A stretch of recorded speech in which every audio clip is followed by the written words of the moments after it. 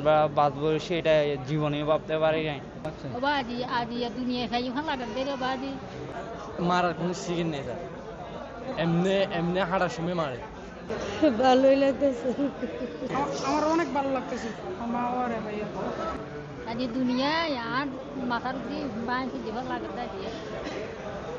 বাজে হওয়া যায় বিরানা বিরানা থাকিয়ে না তোরা ছিল বাজিয়া এই ফলা বলে খাইফুট করে আর শরীর নষ্ট হয়ে যায় ইয়া ফোয়াতে তাইয়ের বলে হইয়ার বাজি খিউরি দেশে হইয়ার নিজেও না জানি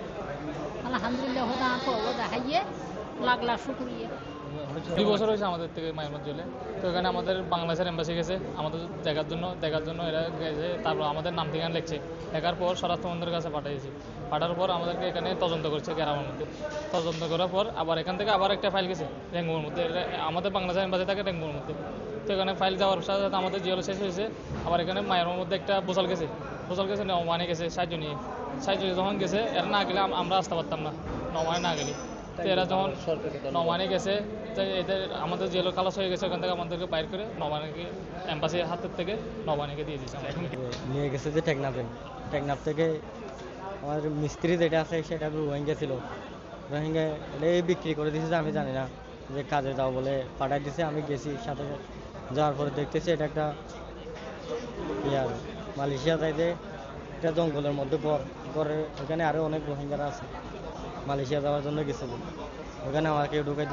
দেওয়ার পরে একদিন রাখছে, একদিন রাখার পরে তারপরের দিন তুলে দেওয়া হয় মায়ানমারের বুড়ে, মায়ানমার নিয়ে গেছে, নিয়ে যাওয়ার পরে মারধর করে টাকা নিয়েছে, 1 লাখ টাকা করে নিয়েছে, 1 লাখ টাকা করে নেওয়ার পরে 6-7 দিন পরে আবার মালয়েশিয়ার বুড়ে তুলে দেয়। আমরা সঠিক প্যাড আর সঠিক তথ্য দিয়ে এসব সামলে নিব এক হয়ে। Monalisa sanitary napkin. অনেক চেষ্টা করছিলাম যে চলে আসার জন্য,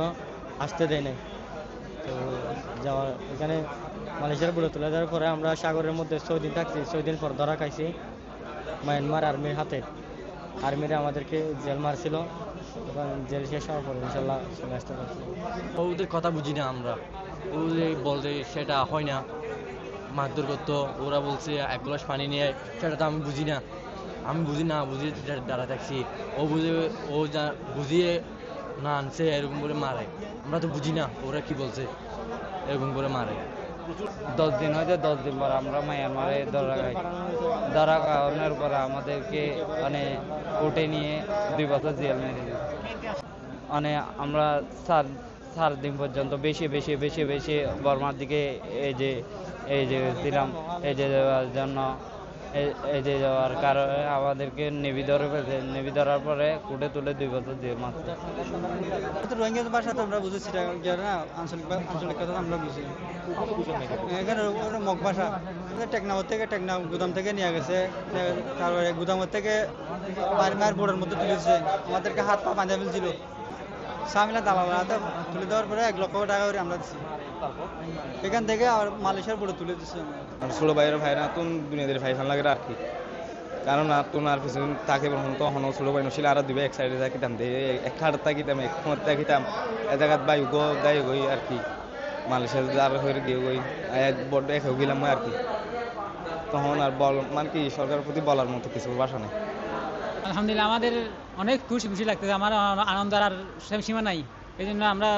যার মাধ্যমে মানে আমাদের ছেলেগুলো আইছে এরা অনেক ধন্যবাদ জানাই, এই জন্য আমরা অনেক এখনও আনন্দ হইতেছে, কারণ আমাদের যেন ঈদের মাধ্যমে লাগতেছে এখন। আলহামদুলিল্লাহ ভালো লাগে, খুব খুশি লাগে, একদম ঈদের মতন লাগে। আসে আমার ভাই মানে ওই যে দালাল ফার্ম করে গিয়ে বেশি হষ্ট ভাইয়ে, এখন আসে খুব খুশি লাগে।